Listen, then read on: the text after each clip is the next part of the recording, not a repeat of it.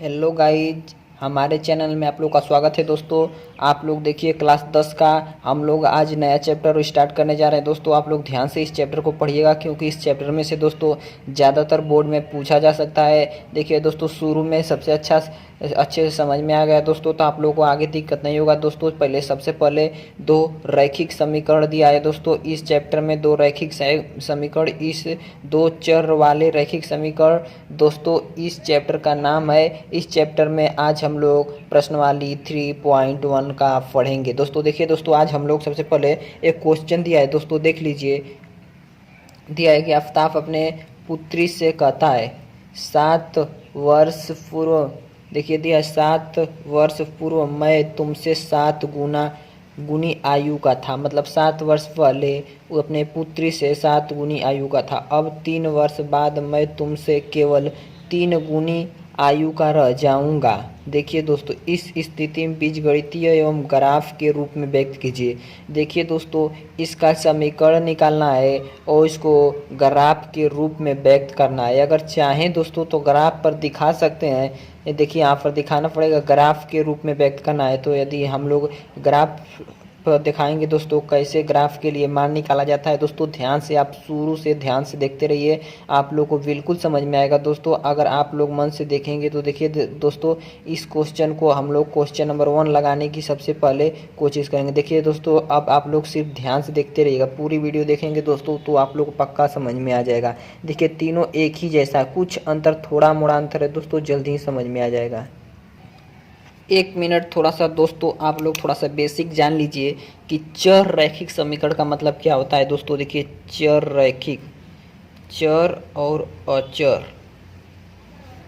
देखिए चर जो अलजेब्रा मतलब एबीसीडी का कोई भी अंक, देखिए जैसे ए हो सकता है, बी हो सकता है, एक्स हो सकता है, वाई हो सकता है, ये सब एबीसीडी का कोई अंक आएगा वह चर में कहा जाता है। आज जो अंक आता है दोस्तों, अंक में जैसे 1 2 3 4 5 इसी तरह अंक में जो आएगा उसे अचर कहते हैं। इतना समझ में आ गया दोस्तों। तो हम लोग को पढ़ना है दो चर वाले रैखिक समीकरण। देखिए चर वाले मतलब कि देखिए 5 यक्स हो गया। देखिए जब कोई किसी के साथ यक्स या वाई या एबीसीडी का कोई अंक रहता है तो वह चर राशि कहलाता है। देखिए ये चर, इसकी घात 1 है इसलिए रैखिक कहेंगे। और देखिए इसका मान लीजिए, इसका मान लें कि 6y, देखिए दोस्तों 6y, इसका भी घात 1 है बड़ा, और प्लस मान लें 10। देखिए एक समीकरण बन गया। तो दोस्तों देखिए, चर रैखिक समीकरण का मतलब क्या होता है कि जिसके अंक मतलब कि दोनों और समीकरणों में, मतलब दोनों में चर और अंक हो। देखिए ये भी चर है, ये भी चर है। देखिए यहाँ पर चर के बारे में बताएं, मतलब कि इस तरह का समीकरण को ही चर रैखिक समीकरण कहते हैं। दोस्तों अब आप लोग देखिए, इसी तरह समीकरण बनाकर हम लोग ग्राफ के रूप में व्यक्त करेंगे। देखिए कैसे बनाया जाएगा। इस क्वेश्चन में दिया आफ्ताब की अपने पुत्री से कहता है, मतलब कि इस पुत्री से कहता है। जो क्वेश्चन सबसे पहले बताए थे दोस्तों, तो सबसे पहले दोनों का वर्तमान आयु ज्ञात किया जाएगा। तो हम लोग सबसे पहले दोनों का वर्तमान आयु ज्ञात करते हैं। सबसे पहले आफ्ताब की, तो लिखेंगे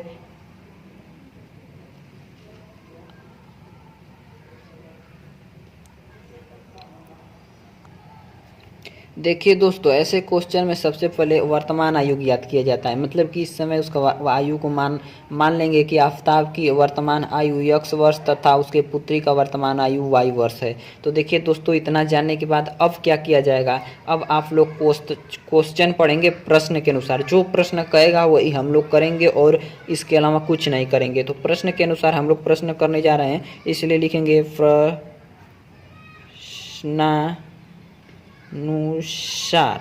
देखिए प्रश्न के अनुसार हम लोग करने जा रहे हैं, इसलिए प्रश्नानुसार लिखेंगे। प्रश्नानुसार के बाद लिखेंगे दोस्तों, इसके बाद देखिए क्या दिया है, 7 वर्ष पूर्व मैं तुमसे 7 गुनी आयु का था। मतलब आफ्ताब, तो लिखेंगे कि 7 वर्ष पूर्व आफ्ताब की आयु, 7 वर्ष पूर्व आफ्ताब की आयु लिखा जाएगा दोस्तों।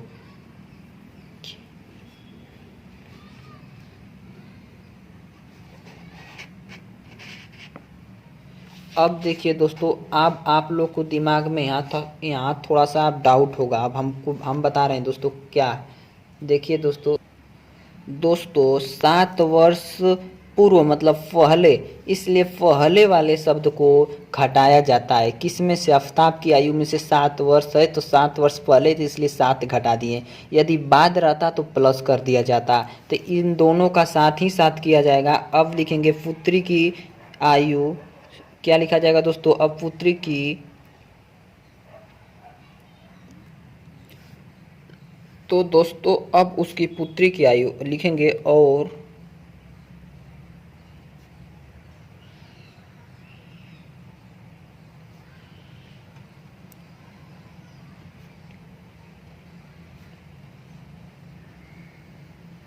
उसके पुत्री की आयु भी y-7 कर दिया जाएगा। क्योंकि दोस्तों पुत्री की आयु को y माना गया था और 7 वर्ष पहले, इसलिए उसमें पहले 7 वर्ष घटा दिया जाएगा।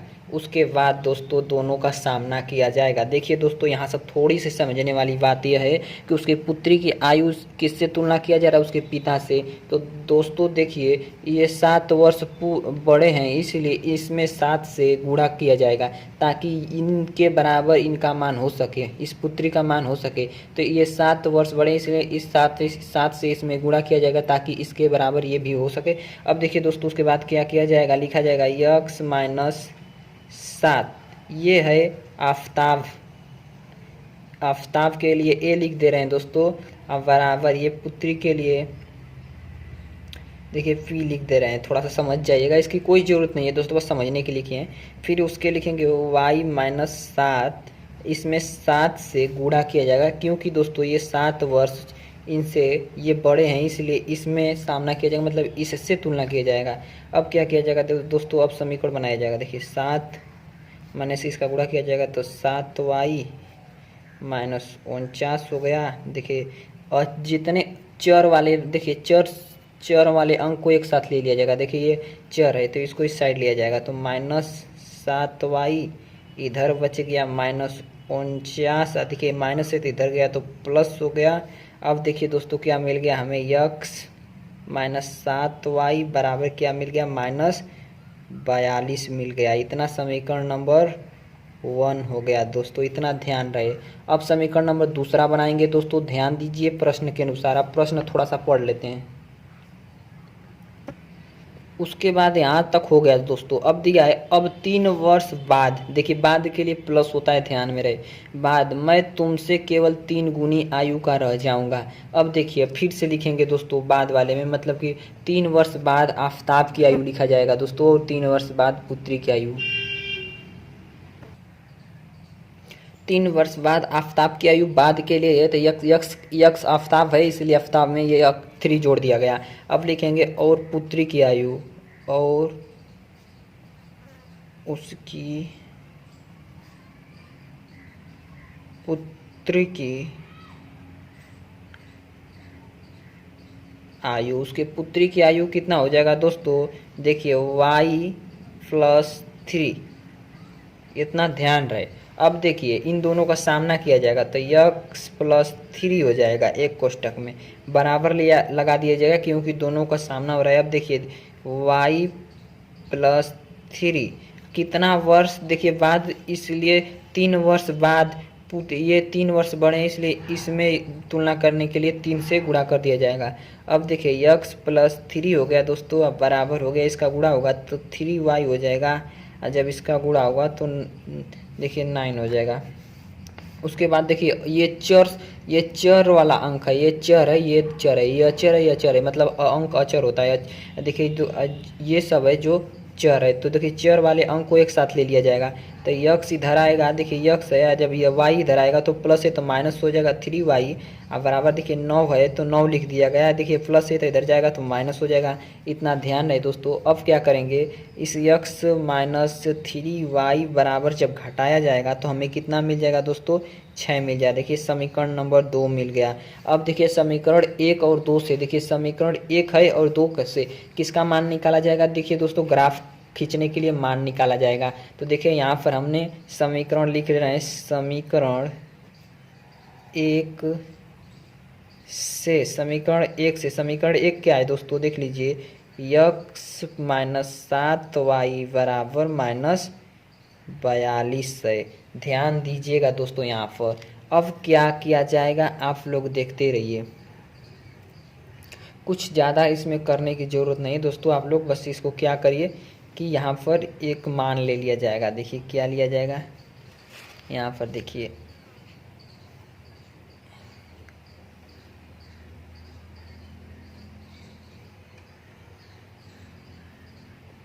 इस तरह खाना बनाया जाएगा, इसमें यक्स मान लिया जाएगा, इसमें वाई। अब आप लोग थोड़ा सा ध्यान दीजिए दोस्तों, आप लोग को रफ कार्य में बताएंगे इसको। 1 मिनट यहाँ से देखिए दोस्तों आप लोग कि देखिए यक्स का मान यदि हम 0 रख दें, देखिए यक्स के स्थान पर यहाँ पर 0 रख दें तो बच गया 7y बराबर माइनस 42 हो गया। अब देखिए ये माइनस और माइनस दोनों को कटा सकते हैं, तो यहाँ से यहाँ कट जाएगा, तो बच जाएगा 7y बराबर 42। ध्यान दीजिएगा दोस्तों, यहाँ पर y हो गया, ये गुणा में तो इधर जाएगा तो भाग में हो जाएगा। देखिए 42 जो इधर गुणा में था 7 इधर आया तो भाग में हो गया, तो 6 ये कटेगा तो दोस्तों हमें मिल जाएगा। देखिए 7 था दोस्तों, यहाँ पर हम 6 लिखे हैं, सॉरी। अब देखिए 6 कटेगा तो हमें 7 मिल जाएगा, 6 मिलेगा दोस्तों। देखिए 6 7 42 होता है, कितना बार 7 6 42 होता है, 7 है ये दोस्तों। देखिए इसका मान y बराबर 6 आ गया। किसका, यक्स बराबर 0 रखने पर y बराबर कितना आ गया, 6। तो देखिए इतना रख दिया जाएगा। तो ध्यान दीजिएगा यहाँ पर अगर हम यक्स बराबर 0 रखे हैं तो y का मान कितना आ गया है, 6। अब देखिए दोस्तों अब क्या करेंगे, अब y के स्थान पर हम 0 रख सकते हैं। देखिए y इस समीकरण में, देखिए अब देखिए इधर बता दे रहे हैं दोस्तों। देखिए अब यक्स दिया है -7 और y की जगह पर 0 रख देंगे दोस्तों, बराबर -4 तो 42 हो जाएगा। अब देखिए दोस्तों इसको कहेंगे, इसका गुणा होगा तो -0 बराबर 42 हो जाएगा। तो यक्स बराबर -42 हो गया दोस्तों, ध्यान दीजिएगा। तो यक्स बराबर हो गया -42। तो यक्स बराबर 0 रखने पर y बराबर -42 हो गया। इतना ध्यान दीजिएगा दोस्तों, इतना समझ में आ गया। तो दोस्तों हम y का मान 0 रखे हैं तो x का मान क्या पता चला है, -42। यही करना है। अब दूसरे समीकरण में भी इसी तरह किया जाएगा। देखिए समीकरण दूसरे में तो लिखेंगे समीकरण किस में, दूसरे में। देखिए समीकरण दूसरा क्या है दोस्तों, यहाँ से देखिए यहाँ दिया है तो x माइनस 3y बराबर 6। अब आप लोग भी उसको भी इसी तरह कर लीजिए दोस्तों। यहाँ पर इसका कॉलम बनाया जाएगा इसी तरह, फिर देखिए इस तरह बनाकर इसको 3 भागों में बांट दिया जाएगा। सिर्फ 2 ही मान काफ़ी होता है। देखिए यक्स हो गया, ये y हो गया। ध्यान दीजिएगा दोस्तों, ये अगर यक्स का मान हम 0 रख दिए, देखिए यक्स का मान 0 रख दिए तो देखिए यहाँ पर क्या पता चला, यहाँ 3 नीचे जाएगा तो कहाँ बार जाएगा 2, तो y का मान कितना हो जाएगा, -2 दोस्तों। आप लोग निकाल लीजिएगा। यदि हम इसका मान 0 रख दें, देखिए इसका मान 0 रख दें, मतलब कि y का मान 0 रख दें तो यक्स का मान हमें कितना पता चल जाएगा, 6 दोस्तों। इतना समीकरण 2 बन गया। अब देखिए दोस्तों आप लोग ग्राफ बनाने थोड़ा सा ध्यान से सीख लीजिए कैसे ग्राफ बनाया जाता है, कुछ करने की ज़्यादा जरूरत नहीं है। देखिए दिया है यक्स अक्ष, देखिए ये होता है यक्स, ये यक्स अक्ष होता है, यक्स डैश, ये वाई डैश।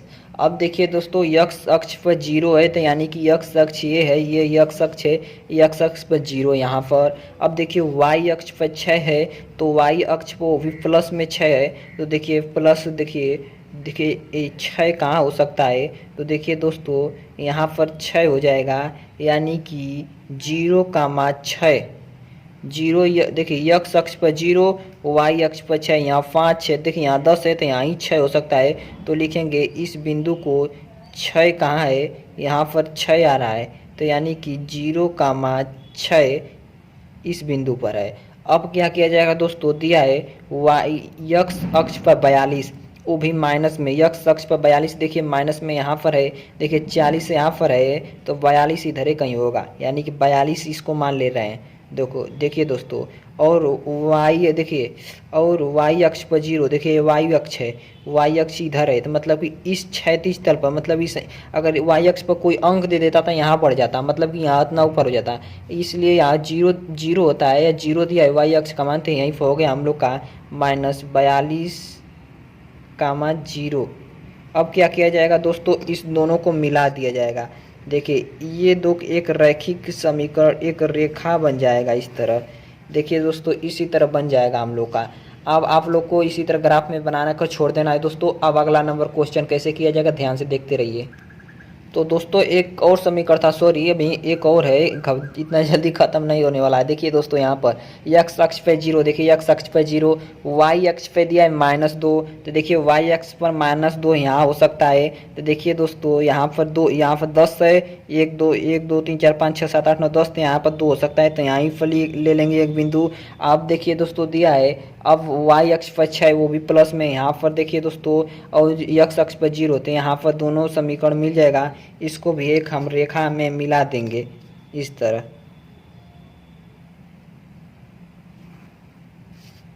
अब आप लोग दोस्तों समझ में आ गया होगा। अब क्या करेंगे दोस्तों, इसके बाद देखिए दोस्तों, हेलो गाइस, अब हम लोग क्वेश्चन नंबर दूसरा पढ़ेंगे। देखिए दिया है क्वेश्चन नंबर 2 दिया है कि क्रिकेट के टीम के एक कोच ने 3900 में, देखिए 3900 रुपये में 3 बल्ले और 6 गेंद खरीदा, और उसने बल्ले और लिखा है और एक और बल्ला उसी प्रकार और 3 गेंदे 1300 रुपये में खरीदा। इसको बीजगणितीय ज्यामिति के रूप में व्यक्त कीजिए। ज्यामिति के रूप में सिर्फ व्यक्त करना है। अब देखिए दोस्तों इसको भी ग्राफ पर दिखा सकते हैं। अब क्या करेंगे, दोनों की सबसे पहले अब क्या करेंगे, कितने रुपए में खरीदा, तो लिखेंगे दोस्तों कि गेंद की सबसे पहले क्या दिया है, बल्ले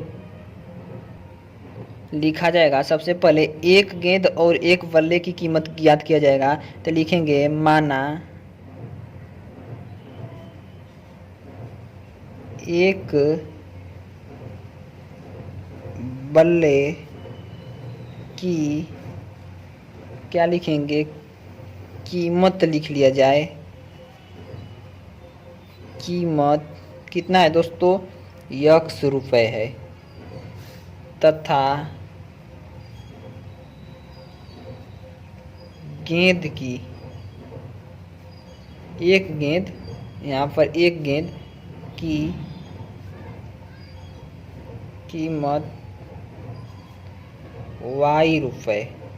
इतना पता हो गया। अब इतना पता हो गया दोस्तों, तो अब हम लोग प्रश्न के अनुसार करेंगे जो प्रश्न कह रहा है। तो देखिए दिया है प्रश्न के अनुसार,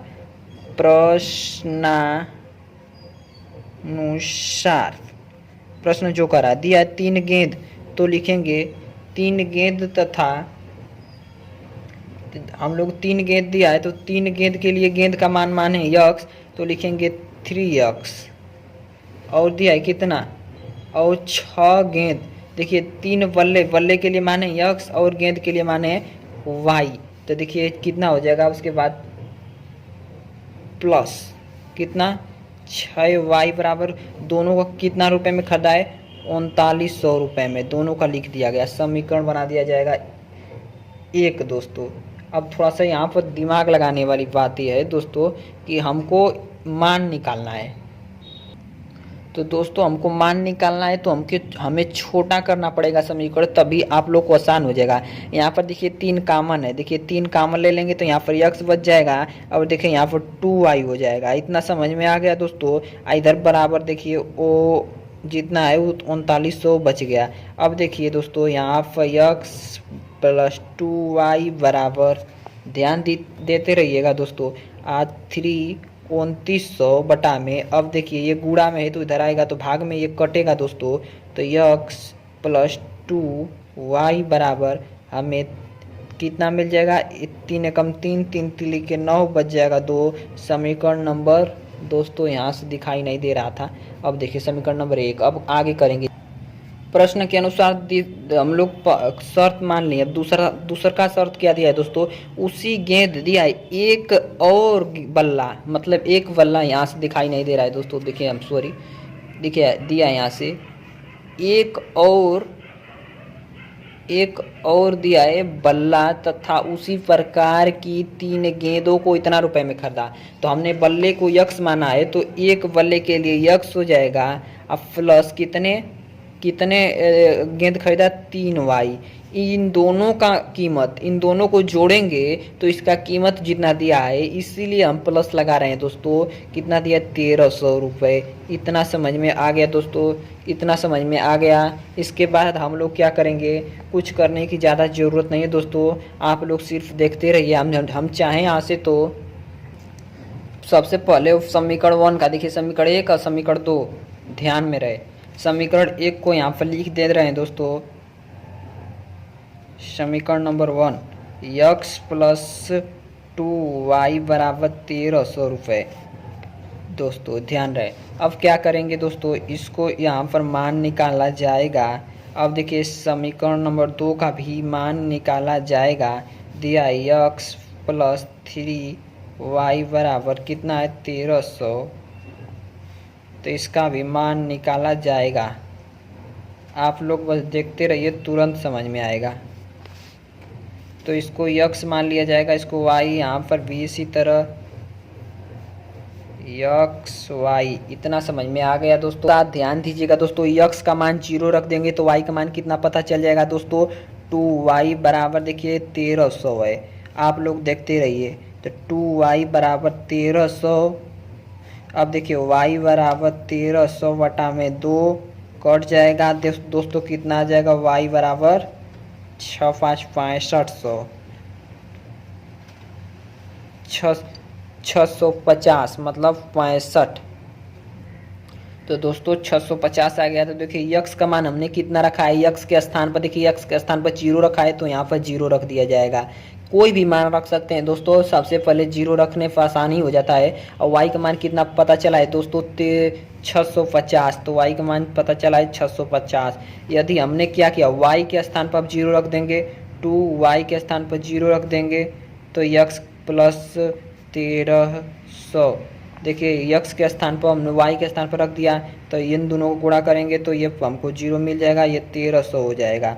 तो हमें यक्स बराबर भी 1300 मिल जाएगा। इतना समझ में आ गया दोस्तों। तो हमने क्या किया, y का मान 0 रखा तो इसका मान 1300 पता चल गया। इतना समझ में आ गया। अब क्या करेंगे, इसी तरह देखिए इसका मान रखेंगे दोस्तों। अब देखिए यहाँ पर बता रहे हैं दोस्तों, इसका मान हमने 0 रख दिया तो हमें देखिए 13y बराबर 1300 पता चल गया। अब इतना समझ में आ गया। देखिए 3y बराबर 1300 दोस्तों। आप देखिए y बराबर 1300 को हमने 3 से भाग दे दिया। अब देखते रहिए कैसे होगा। अब देखिए दोस्तों, अपने के लिए कुछ सोचना पड़ता है, अपने से भी देखिए दोस्तों क्या करना पड़ेगा।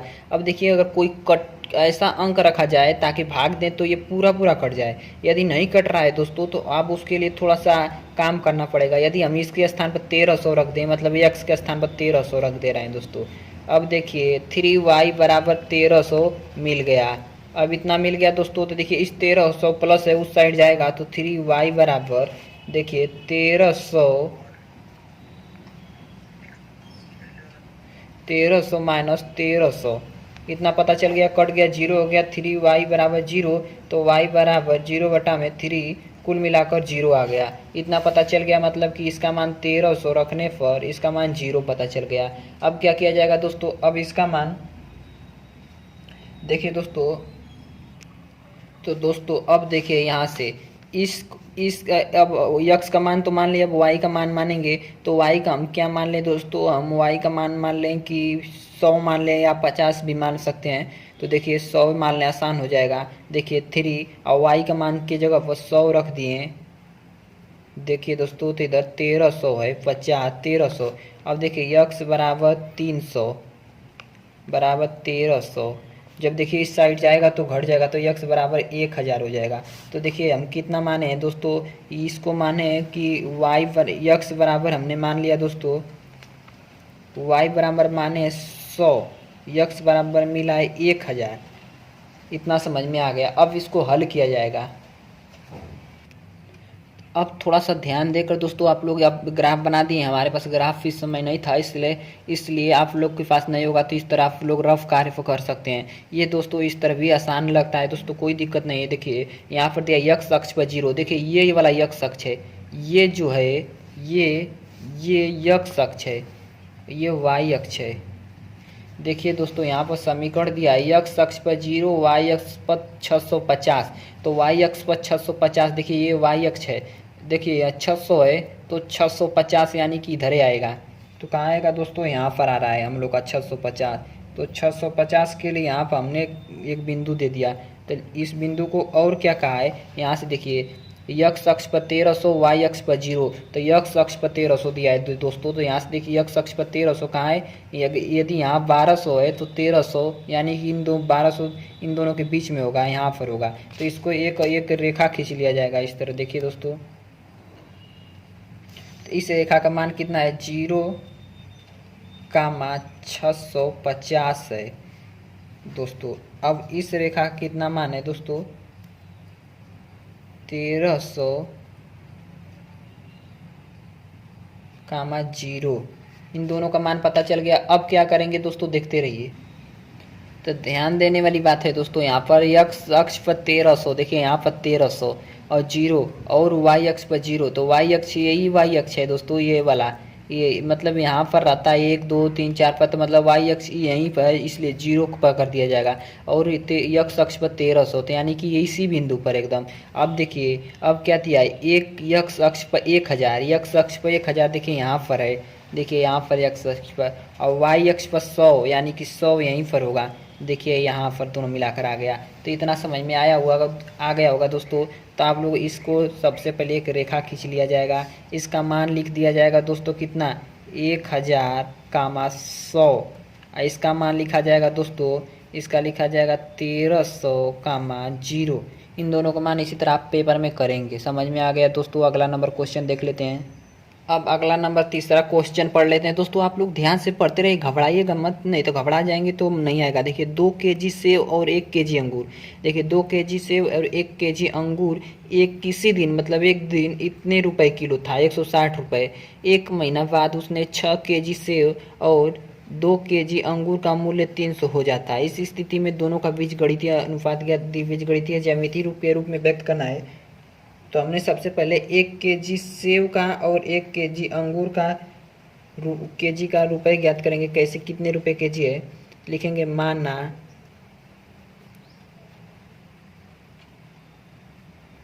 1 केजी सेब का मूल्य, या मूल्य मान रहे हैं दोस्तों कितना, x रुपये, तथा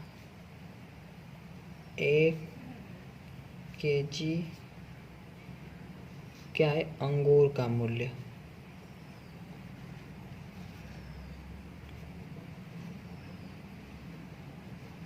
y रुपया।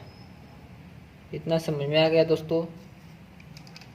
इतना जानने के बाद हम प्रश्न के अनुसार चलेंगे। जो प्रश्न कहेगा लिखेंगे प्रश्नानुसार। अब देखिए प्रश्न क्या कर रहा है, 2 केजी सेब, सेब का मूल्य कितना माने, x रुपये, इसलिए दोनों का जोड़कर, इन दोनों को जोड़कर 160 रुपया है। तो हम दोनों को जोड़ लेते हैं। देखिए 2x प्लस 1 केजी अंगूर, 1 केजी का अंगूर के लिए y मान लेंगे कितना है, 160 है। समीकरण नंबर 1 बना लेंगे दोस्तों। अब क्या करेंगे, द्वितीय शर्तानुसार। देखिए दूसरा शर्त क्या माना है, 2 केजी दिया है, 4 केजी सेब और 2 केजी अंगूर का मूल्य 300 रुपये। तो देखिए 4 केजी सेब है तो 4 केजी लिख दिया जाएगा, 4x प्लस कितना केजी अंगूर, 2 केजी, तो 2y बराबर कितना है, 300। अब देखिए समीकरण नंबर 2। इस समीकरण 1 और 2 से हम लोग समीकरण का मान निकालेंगे, तुरंत हल कर लेंगे। ज़्यादा दिमाग लगाने की जरूरत नहीं है, सिर्फ आप लोग देखते रहिए कैसे कर रहे हैं, सिर्फ वही देखिए। देखिए 2x है, ये वाला x, इसके स्थान पर 0 रखेंगे, 2 तो गुना में तो 0 कर देंगे, प्लस y तो 160 है, देखिए इस दोनों को गुणा किया जाएगा, जीरो पता चल जाएगा। y बराबर कितना पता चलेगा, 160। देखिए तो y बराबर 160 हो गया। तो देखिए हम क्या रखे हैं, x का मान और y का मान। x का मान हमने 0 रख दिया है, तो y का मान कितना पता चला है दोस्तों, 160 पता चला है, ये वाला। तो लिखा जाएगा 160, इतना पता चल गया दोस्तों।